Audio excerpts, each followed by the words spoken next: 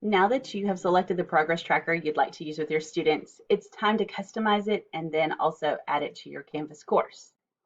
If you're just getting started with Sheets, or maybe you haven't done a lot of formatting, we've provided a video tutorial guide that covers some of the common edits and formats that you'd like to add to your progress tracker. They're linked here in this section. All right, so click on the tracker that you'd like to use. You'll be forced to make a copy of it. Once inside that tracker, make any customizations you would like. And then when you've finished with it, we're going to move this progress tracker to its own separate sheet. That will allow you to not only give your students a very fresh and clean copy of their tracker, but it will allow you the ability to come back and make any changes necessary for future trackers without disrupting anything that your students might see. All right, so click on this drop-down arrow, and then you'll make the selection Copy To. From there, select New Spreadsheet, and then Open Spreadsheet.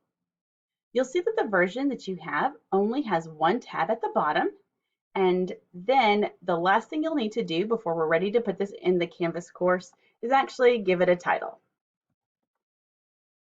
All right, let's head over to Canvas, and I suggest in Canvas adding your tracker as a Google Cloud assignment. Now, when you create any assignment, we always suggest that you make sure that you put some really strong instructions in the context of that assignment. So in this final column on the playlist path, we have some sample progress tracker instructions that you can use and edit, but maybe get a little bit of inspiration from. All right, so now we click on the plus button to add an assignment. And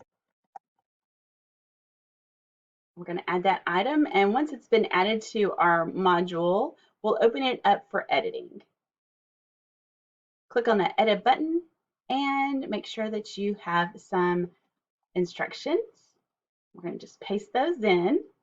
It's up to you whether you grade this or not, but from the submission types, you're going to select external tool, and we are going to use our Google Docs Cloud assignment for this activity. So we'll just scroll on down and make that selection.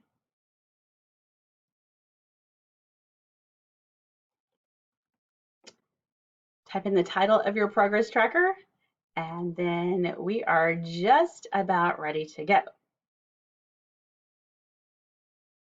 Once you've added the tracker to your module, there are a few things that you might want to consider.